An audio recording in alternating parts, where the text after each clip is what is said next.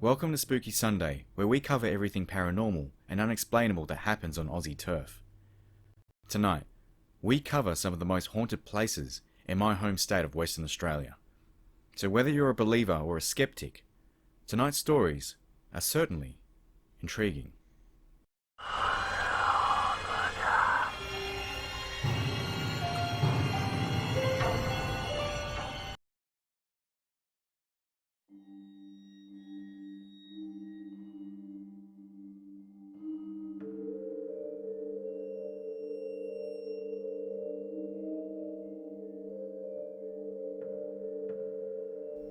The Alchemist. The wreck of the Alchemist once sat stranded and rusting away north of Mindarie Keys. The ship has been there since 1963, and anyone going too near the ship is said to be plagued by bad luck. Strange lights have also been seen on the ship at night. The story of this ship stretches back to Baltimore, USA in 1943 during World War II, when it began its life as a Liberty ship, George M. Shriver.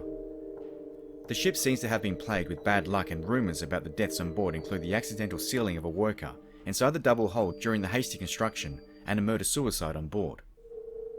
Liberty ships were usually assembled from prefabricated parts in 10 days.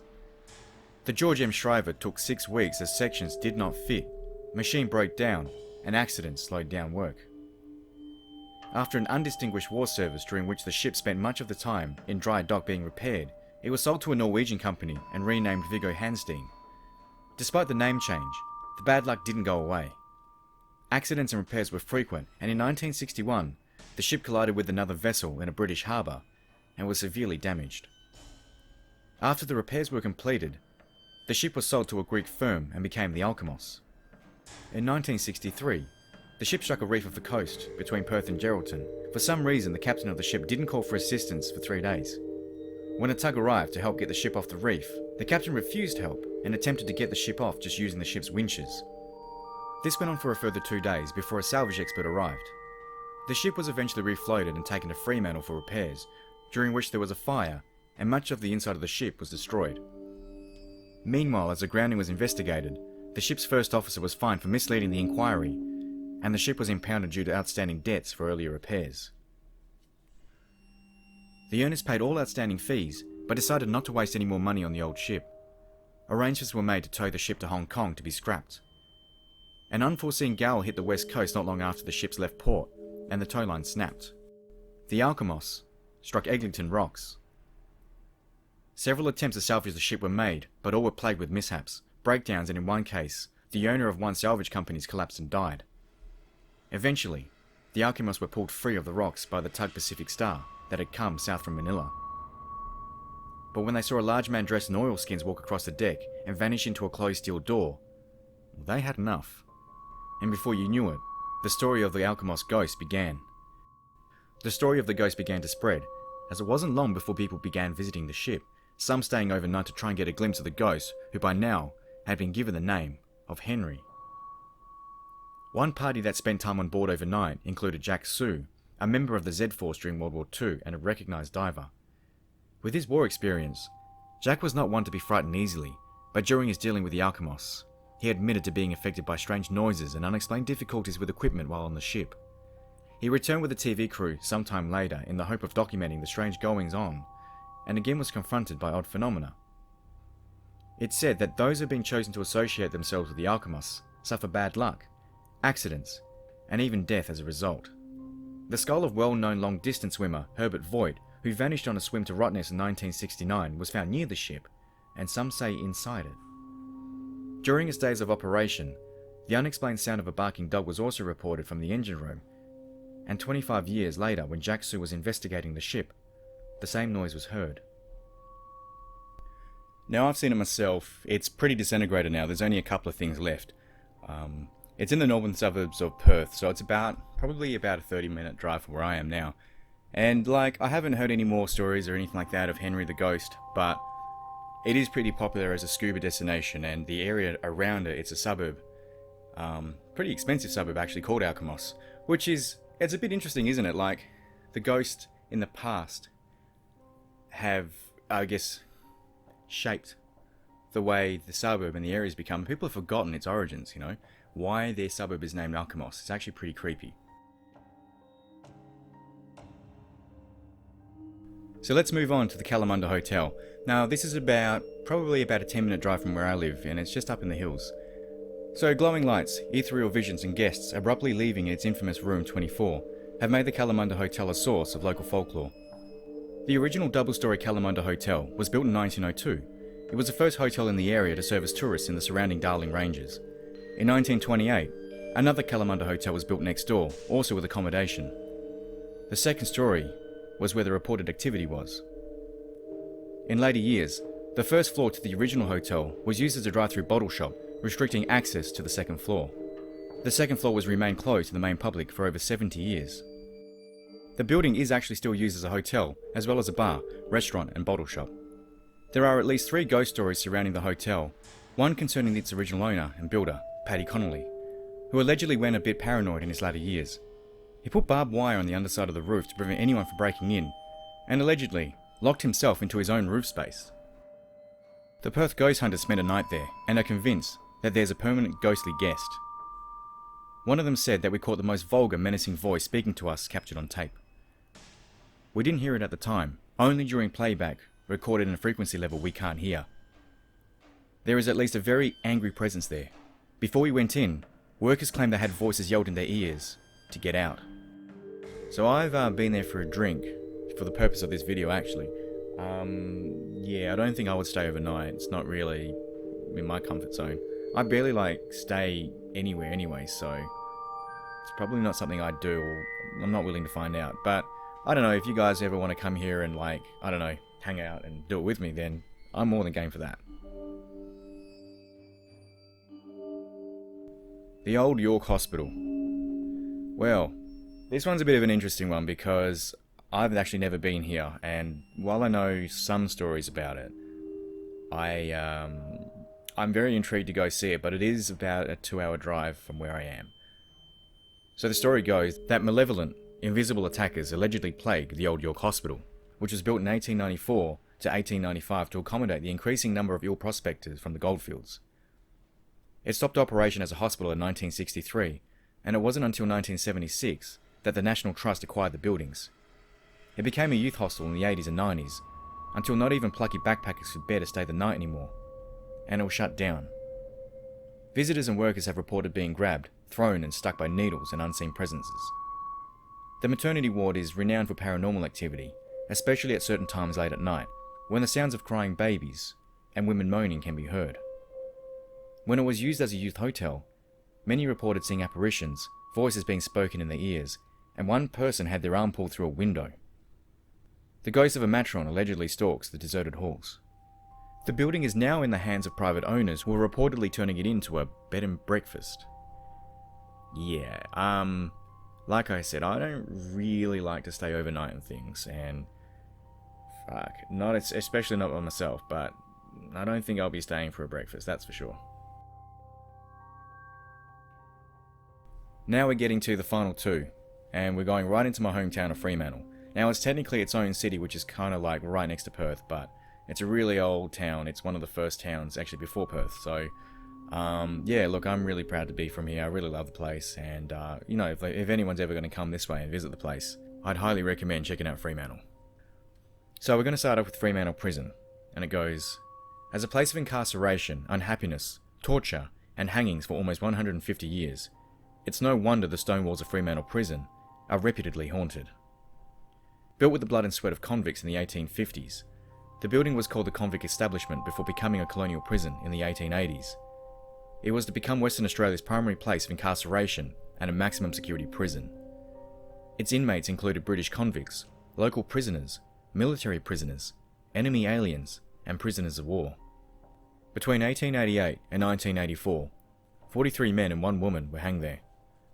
This includes Edgar Allan Cook, the last man to be hanged in Fremantle Prison, Perth's first serial killer. Strange smells and the timely appearance of owls at hangings anniversaries are frequent occurrences. Beams of light from nowhere, flying bin lids, and supernatural visions have all been experienced in recent times. It's not uncommon for strange phenomena to occur, says Miss Fewer, the prison manager of visitor services. Visitors have taken photos of their friends in the gallows only to appear without heads when viewing their shots. In one tale, a guard on duty in the gun post glimpsed a mysterious figure in black. Even when the figure disappeared, the guard refused to re-enter the gun post and was soon transferred to another prison. Another tale involves a cleaner who made eye contact with the figure before passing out. When describing the figure to fellow staff, they identified him as a former prisoner who had died in another prison just the day prior. Whoa, okay, that one got me. The reason it got me is because, so I've actually been there a few times. They basically, schools take you there for school excursions and stuff during the day and all of that. But I've also been to the catacombs and also to a couple of the night tours. And yeah, the smells they're talking about is really strong. Like, yeah, it's fucking crazy. And like, it's just the overall sense of just remembering what I felt when I was there and reading that last tale just really stood out to me, because I swear I saw something like that, and especially at night.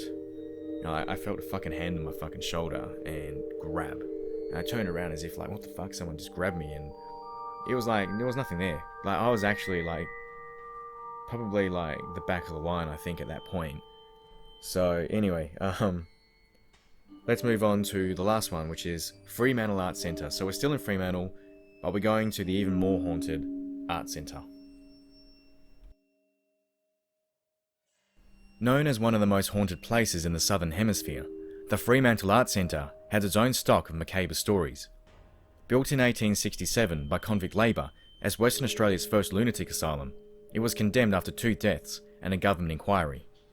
However, its patrons had to endure further years of cruelty because it were not relocated until 1909. The building was later used as a nursing home, US Army headquarters, and a technical college before a museum opened in 1970, and it became an art centre in 1972. One person who has seen a full apparition of the art centre is psychic Anthony Grzelka, also known as Australia's Ghost Whisperer. Anthony joined a television team staying overnight in the building, filming a documentary on the hauntings.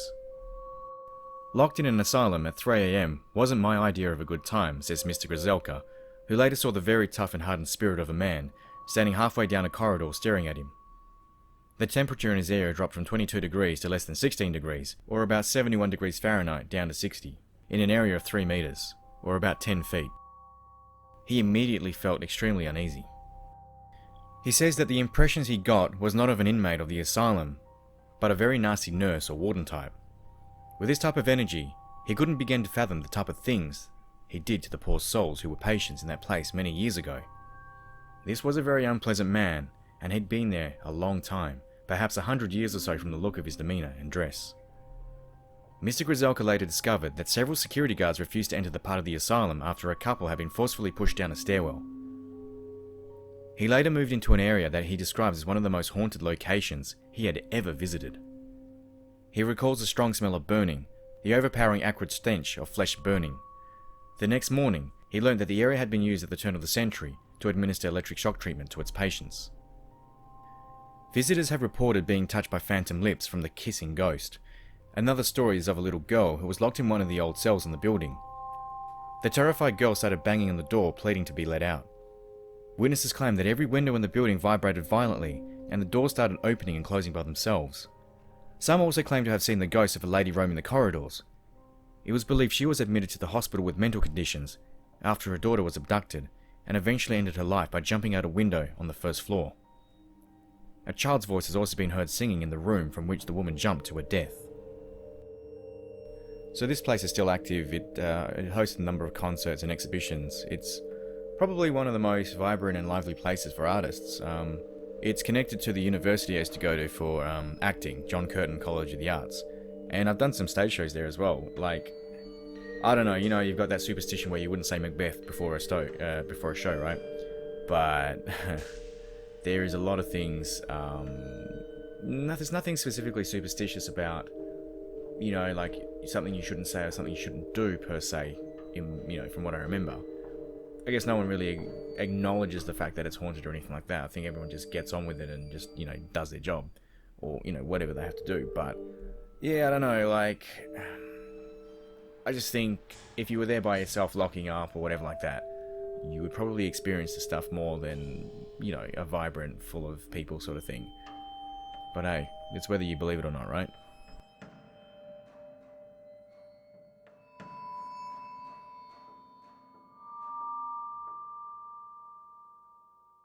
So that brings us to the end of the video, and I hope that sort of gives you an insight as to where I'm from and, you know, basically what, you know, is around me and what my culture is. It's a really interesting place, it's a really fun place to be, but you got to acknowledge the fact that this is a convict country, and, you know, everywhere you look around, especially in the town of Fremantle, you know, this is an old place. It's built by the original, not the original people, not the Aboriginal people, but the European settlers or the European convicts. And yeah, you can see the history everywhere you go. It can't be forgotten. But I just want to make sure that it doesn't get forgotten either, because it's very easy to forget where you came from. So guys, if you liked the video, please give it a like and let me know what you thought.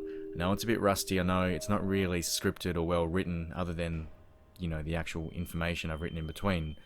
I don't know, let me know what you think. If you didn't like it, that's cool. If you liked it, give it a thumbs up. Let me know what you thought in the comments below. Which one's your favourite story?